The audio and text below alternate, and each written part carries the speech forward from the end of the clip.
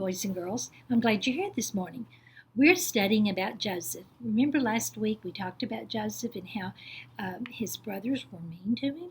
And so we're going to review that story and see exactly why it was that they were mean to him. So they were all out one day working, and they looked up and Joseph was coming, and he said, I had a dream, and I dreamed that y'all all bowed down to me. I dreamed that the wheat all bowed down to one stalk of wheat, and the stars and the moon bowed down to one, and that means that y'all are going to bow down to me someday.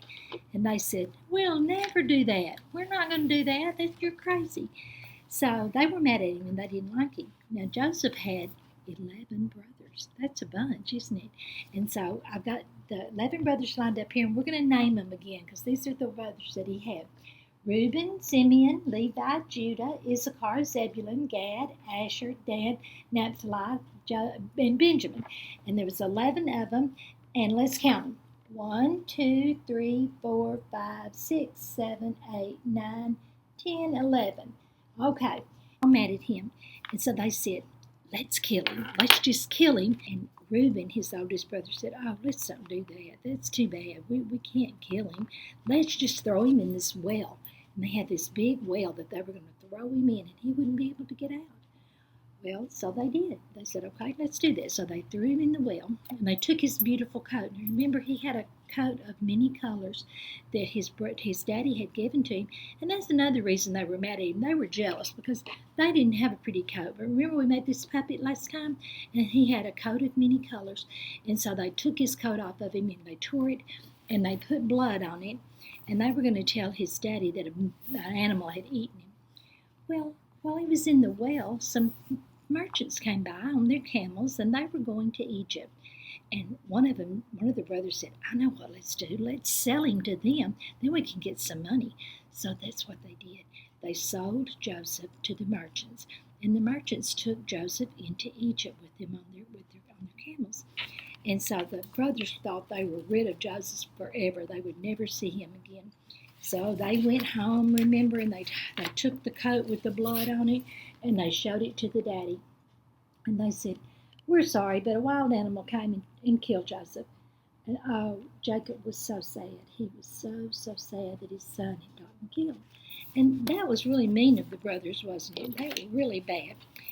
So now we're going to talk about what happened when Joseph got to Egypt. So let's read this part of the story. Joseph became a slave of one of the king's officers. For a long time he was happy and trusted his master. But the master's wife did a bad thing. She tricked Joseph and told her husband that Joseph was flirting with her. And it made the husband mad, and he put Joseph in jail. It was a lie. Joseph didn't do anything. She lied, and he had to go to jail.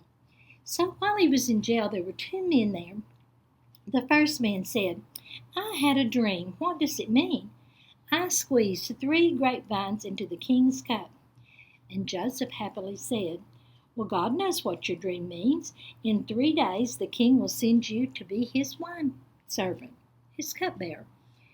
A cupbearer was somebody that when the king wanted something to drink, he would pour the wine, and he would taste of it first and make sure that no one had poisoned it. Because back then they did mean things like that. And so he had to taste of it first, so if it was poisoned, it would kill him and wouldn't kill the king. Isn't that a strange thing? So he was the cupbearer for the king. The second man said, I had a dream too. What does mine mean? I had 3 baskets of bread, but the birds came and pecked all of the bread. Joseph said sadly, I'm sorry, God knows what your dream means too. It means in 3 days you will die. Both dreams came true. So Joseph had this special power that God gave him to interpret dreams and to tell people what their dreams mean. Now, I don't think our dreams are like that today. I don't think that our dreams really mean anything. But back then, God did speak to them through their dreams sometimes. So, and then one day, the king had 2 dreams. And his first dream was that 7 skinny cows, ate 7 fat cows. That's strange. And in the second dream, he dreamed that 7 scraggly corn stalks ate the strong 7 strong corn stalks. That's strange too, wasn't it? And that king said, "What in the world does this dream mean? I don't know what that means." So he kept asking everybody, and nobody could tell him.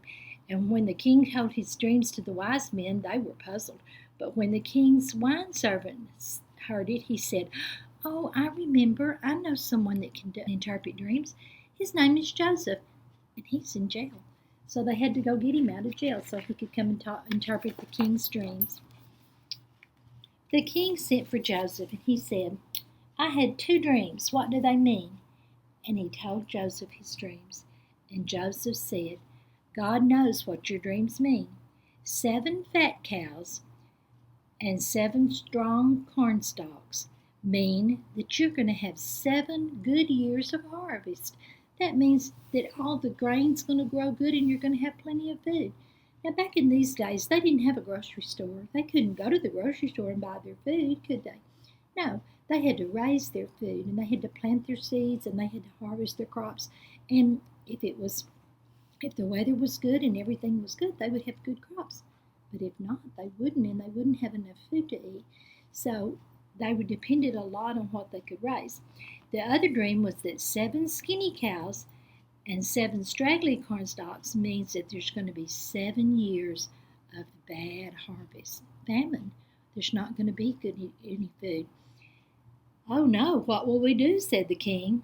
"Well," said Joseph, "we need to save some of the food from the good harvest, so when the bad time comes, we will still have food."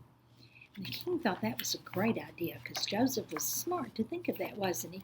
Because if they'd eaten up all the food the first 7 years, then they wouldn't have any. The king was so pleased that he put Joseph in charge. For 7 years the harvest was good, and so they saved some of it, some of the wheat. For the next 7 years the harvest was bad, so bad, and the people hardly had anything at all to eat. Far away, Joseph's father and brothers were very hungry because the famine was in their land too, and they didn't have anything to eat.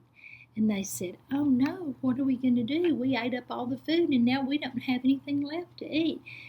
And Jacob, the daddy, said, he was old, and he said, "Well, we're going to have to go to Egypt because they have food there. We'll go and see if we can buy food in Egypt." Okay, so they're going to go to Egypt, and who are they going to run into? Well, they don't know who they're going to run into, do they? After a long journey, Jacob and his brothers arrived in Egypt. They bowed down before the man in charge of the food. Imagine their surprise when they saw that it was Joseph. He was in charge of the food. Now they were scared. They thought, "Oh no, he won't give us any food because we were mean to him and we sold him to the merchants and we thought he was gone. We didn't think we would ever see him again." And so they had to go down and they had to bow down before him, just like he told them they would do someday, that they would bow down before him.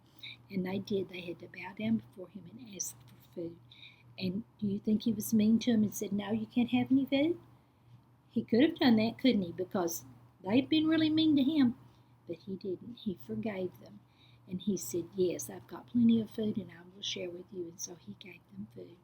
Now, wasn't that a nice thing? Joseph didn't hold a grudge, and he wasn't mean back to them. He was forgiving. And that's what we have to do. Sometimes our brothers and sisters do things we don't like, but we have to forgive them, don't we? And we have to treat them right and love them anyway. That's what God wants us to do, and that's what Joseph did. So Joseph was very successful in his life because he always did what was right. And the brothers stayed there, so they lived there in Egypt for a long, long time. And then we're going to keep on studying about these 12 brothers. You're going to hear more and more about them. And God changed Jacob's name to Israel. And you're going to hear all through the times that you study the Bible, you're going to talk about the 12 tribes of Israel. And it was these 12 boys and their families and their daddy Jacob. His name was changed to Israel. Okay, I think Miss Laura has got some things for us to do in the folder this week, so I'm glad that you listened. Also, if you're ever at the dollar store, they have these cute sticker books on Joseph, and there's lots of pretty stickers that you can put in. So if you're ever in the dollar store, Dollar Tree, you might run across one of these and get one to work on. Thanks for coming. We'll see you next time.